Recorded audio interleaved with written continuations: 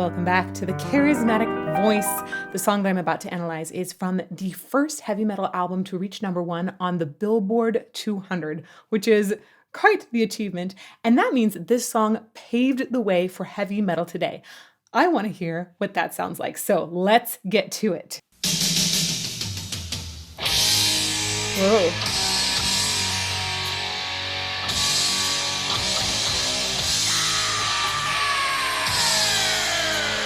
Whoa.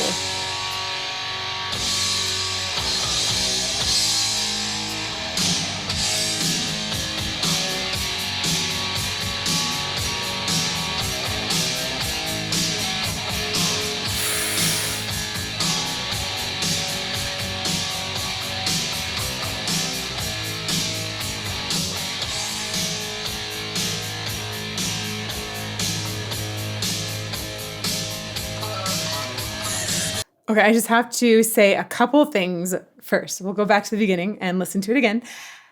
Number one, this is really aggressive to my ears in a way I wasn't expecting. It's not just heavy, it's actually really sharp in the sound. Like a lot of the higher frequencies, like areas where we'd see S and SH bother our ears, it's really, really harsh, almost like sibilant up there. So it has like a fuzz, and then that it feels aggressive and sharp and sizzly. Gosh, how else can I describe that? Hot. So I'm actually really surprised. I was like, whoa, that it felt like a little much at first. And I'm like, I really like heavy metal though now. I wouldn't have liked this probably 7 years ago. Also, the entry scream felt a little unhinged. And there were elements of this that reminded me of Black Sabbath, which is interesting because I know that Randy Rhoads helped to establish their sound before going to play for Ozzy. So there's a really interesting overlap here. Let's go back to the beginning. That whoosh. The cymbals are really hot. That sounds unhinged.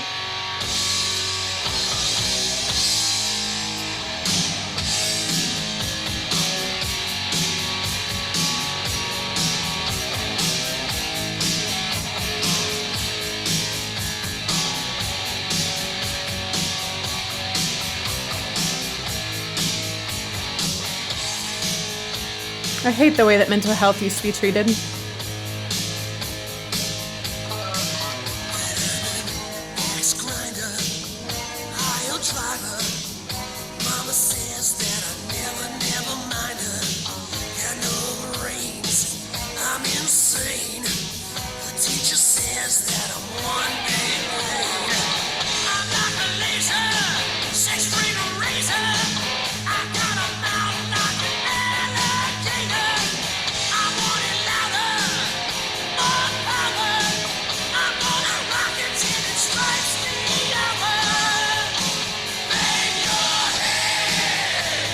Wow.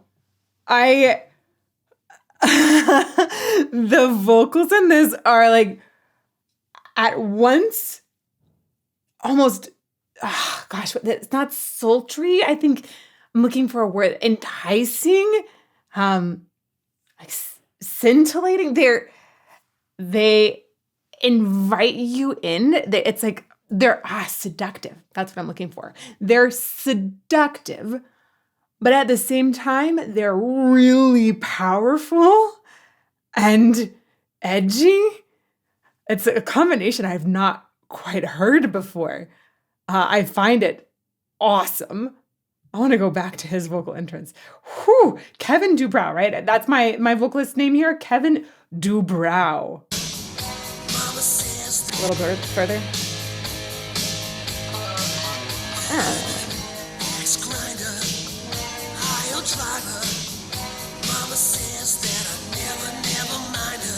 Yeah, his air has a similar feeling that the cymbals had here, where it's just essentially we're hearing lots of breath, and in his sound overall makes it feel very sizzly.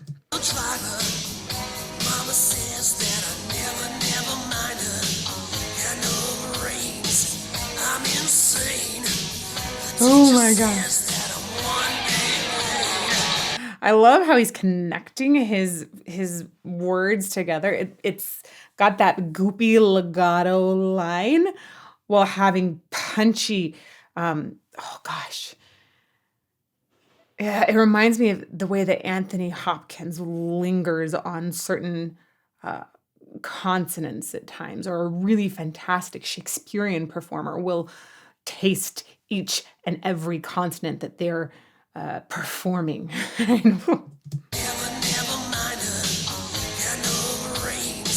Brains. It was like, we got a little Louis Armstrong, a Britnoid rattle, I think.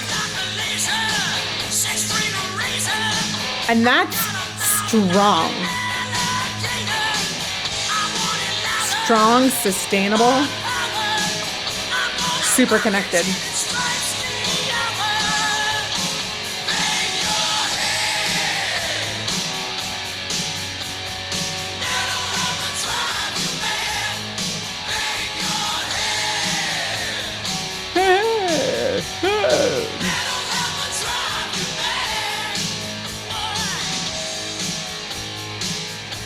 Man, I am fascinated by the really, really slow extended fall off on bang your head. It's like, almost feels like a siren that's dying. Bang your head, mental health will drive you mad.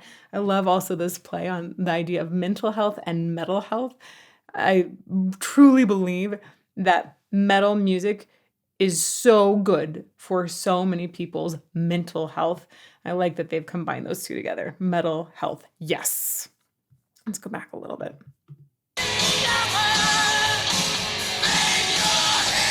I can see why this would become an anthem.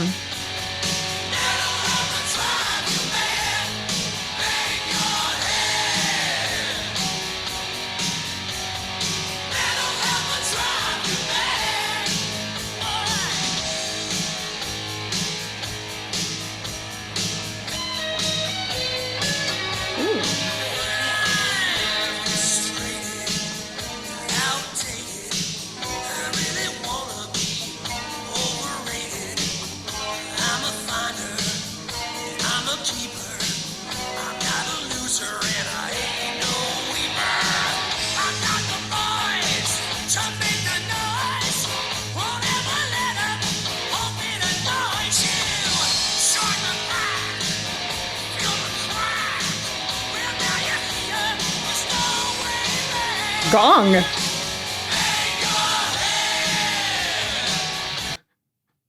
Amazing slow slide off of head.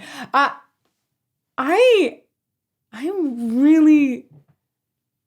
just really impressed by his voice. There's so many different things about it that I find really cool. One is he's clearly not auto-tuned, and he can drive through pitches straight in the center or be kind of around them. He's got a lot of control of that. I think he has an amazing intensity that he brings to the sound without sounding like he's screaming to me. He sounds like he adds a distortion and can sort of push and pull the sound as he pleases, but it doesn't feel like he's ever going overboard on the voice. And his belt with that really, really nice grain on top, it's just strong. It sounds very, very healthy, while at once sounding rebellious. I think it achieves exactly what he wants it to achieve. Right? That feels like a little...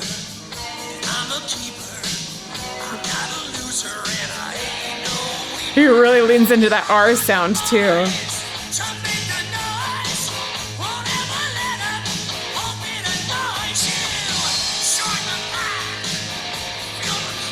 So note that in this verse, he's a lot less specific on the pitch. He lets it go out a little bit more than he did in the first verse. He's definitely developing the overall character and journey of the song.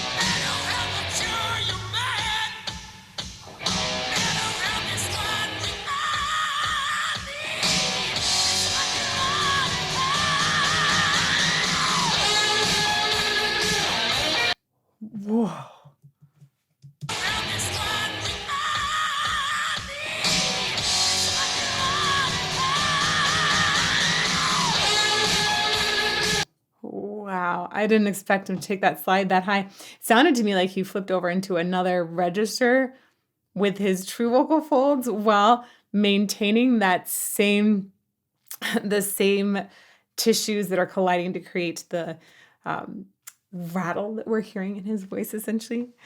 Man, you guys, I'm going to say a few things about vocal anatomy here, but just know that it's really, really complex. I do have a course on voice science with Dr. Amanda Stark, who's a speech pathologist, and we talk about it from both it's just a voice standpoint, not singing or speaking. We're just talking about voices and how they work. And I get into things like the anatomy in that course too, and physiology. It's really, really fun and interesting, especially if you nerd out about voice like I do. But if you want to really appreciate this at an even deeper level, I suggest checking out that course. I'll put some information about that in the About section and probably a pinned comment too. But when I hear him sing this part, in my mind, I'm really thinking about dividing it into two different areas of his throat, even though everything, it isn't like we can cleanly pull those apart. It's a complex system. And when you do one thing to one part, it affects another part of the system. But I hear pitch coming from the true vocal folds. That's the first part really that starts vibrating or can start vibrating when we have air come up from, right, you breathe in, air goes into your lungs, starts to come out and goes by the vocal folds or vocal cords, and those go wacka, wacka, wacka and create a pitch because it's a very regular wacka, wacka, wacka. It's an oscillation. And when that's happening to the air very, very, very quickly, it cuts it up and your eardrum is like, oh, that's a pitch. So true pitch created by the true vocal folds. The true vocal folds on their own have had so much study done for years and years and years and years, and we still don't understand them completely, but there's a lot of information out there about them and about things like register shifts. So when I hear him move in different pitches, and especially when up really, really high there was one point where there's like a little break that happened and the overall timbre or the quality of the pitch part of his voice changed. So it sounded like he changed into a different register. However, the granularity of the distortion, sometimes we'll call that inharmonious singing as well. So the inharmonious singing, or the part that is all gritty, that stayed fairly consistent as he did that slide, which made me think that though maybe the muscles that were dominating the true vocal fold pitch creation, those I think shifted in there, which caused a register shift. But the other parts seemed like they were consistent. And of course, my mind explodes and I'm like, wow, what does that do to the air pressure in between? Because air pressure is so important to how sound is created and especially like how easy the sound is to create or how much pressure. And if you're having a fluid slide the whole time, the amount of coordination that's happening in a person's body is just incredible. Some people will naturally be able to do that better than others, but I think what he just did here is mind-blowingly amazing. So anyhow, listen to it several more times. So when he goes into need, it actually sounds like he flipped over into that falsetto. So you can hear the difference between the two registers there. One is slightly under and heavier. Heavier.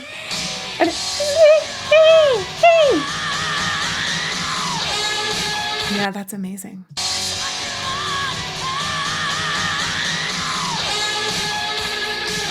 Yeah. And anatomy-wise, that rattle of the distortion that's happening up there, gosh, again, so many names for it. The distortion, the harsh vocal, the inharmonious singing, the grit, growl, scream. So many different ways people describe it. I've been asking artists how they describe it and for our research, and boy, it is all over the map. But that part, that sound can be created by so many different things in the throat. And even when artists think that they're creating it one way, we've discovered that even over time, they might be involving something else in it. Even if they thought they were creating it one way 10 years ago, now they might have added something else and they might not even know that that's happened. But you could have the epiglottis involved. You could have the arytenoid cartilages involved. A lot of times people talk about that or the air epiglottic folds when they're talking about Louis Armstrong. We've seen, oh my gosh, the weirdest thing. I don't know if it happens with him, but within like screamer, like heavy duty metal screamers, that have been doing, I think, just non-pitched screams is one way I would describe it. We did see the involvement of the hyoid bone. I kid you not. There's a paper that's currently in pre-publication for that. And it could be the horns of the thyroid cartilage. So anyhow, there's so many different pieces of anatomy that could be contributing to this sound. What I see is like after the true vocal folds, a lot of times the stuff above that, if you're creating distortion, it seems to kind of get squished a little closer together so that other fleshy bits, other tissues can come together. And I like to say that instead of going wacka wacka, which they do to create pitch in the true vocal folds, I like to say that those tissues go smacka smacka and create distortion. Okay. That is your lesson for today. I would love to teach you more about voice science if you want to go check out that course.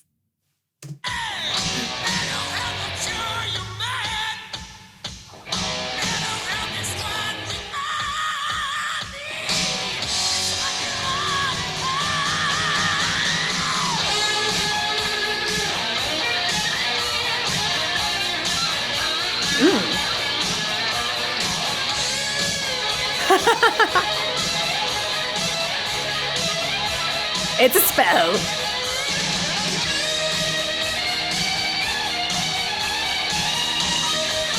Two gongs? I thought one gong was exciting. There are two? Kind of sticky. And that sounds evil.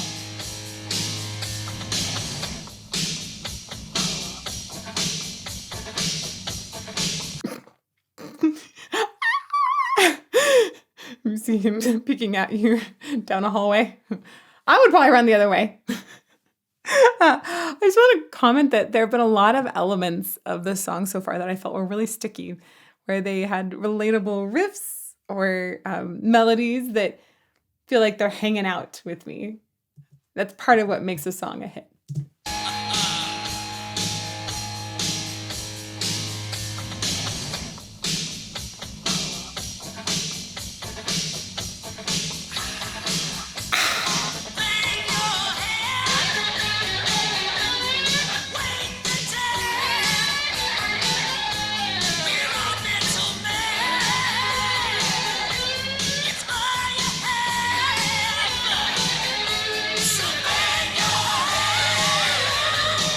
Wow.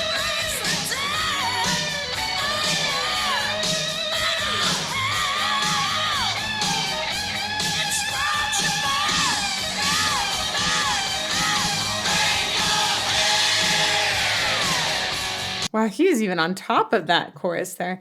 The way he's sustaining a high tessitura here is really impressive. Tessitura, when I say tessitura, I'm referring to where the majority of pitches are hanging out. Because it's one thing to be able to bop up and hit a high note briefly. To be able to pound out several lines that are all really high, that's a different kind of endurance for the voice. It's much more taxing. So in opera, a lot of times we'll talk about what the range of a roll is, meaning the lowest note and the highest note.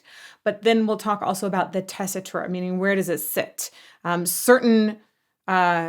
Like for my voice, I would want something to sit really middle, and then have lows and highs that are much more extreme. But I don't want it to sit in a high tessitura because I have a heavier kind of voice. A lighter kind of voice might sit higher and not feel as fatigued by singing in that area the whole time.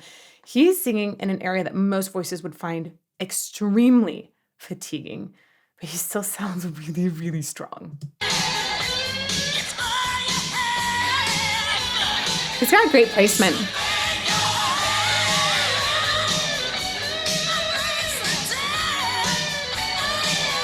Wow.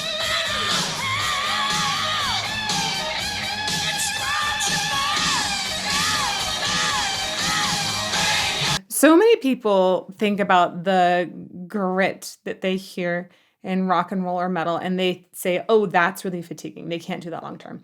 I'm sure that that is not the case with so many singers, by the way. I'm totally sure of it. when I listened to him, I would be more worried that he'd be fatigued by this high tessitura than by the grit I hear in his voice.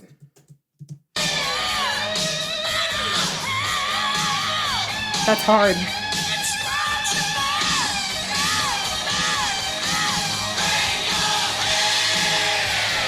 Wow. And yeah, he was on top there and then sit down. Whew. Man.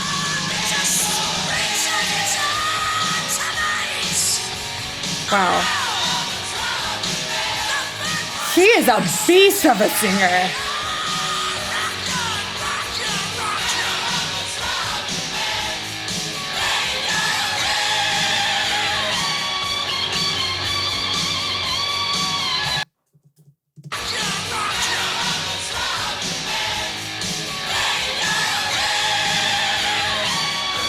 Oh my gosh. The way he told the guitar there was so fantastic. He even has a tone quality that approached a similarity there.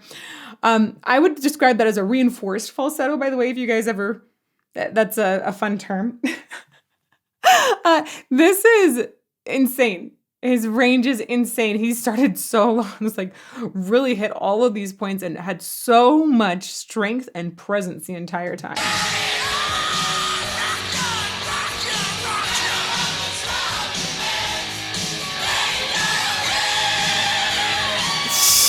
Jeez.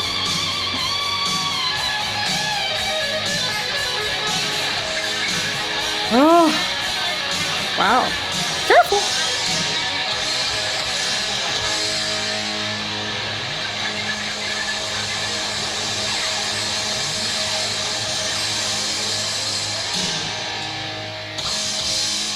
Scary. Wow. That was amazing. This is an incredible standard for them to set and say, okay, heavy metal, enter mainstream. And number one, first heavy metal album to reach number one on the Billboard 200. Wow. What an incredible statement. Whew. Okay. And also, so much fun to have that link now between this was Randy Rhoads' first band. Of course, he wasn't in this actual recording, but then he went to Ozzy. Okay. One of my favorite guitar players of all time. So love that. If you guys want to see where Randy went after that, I'll put up a link over here to a playlist of some songs that featured Randy Rhoads and also some Ozzy stuff on there too. And some just awesome heavy metal stuff as well.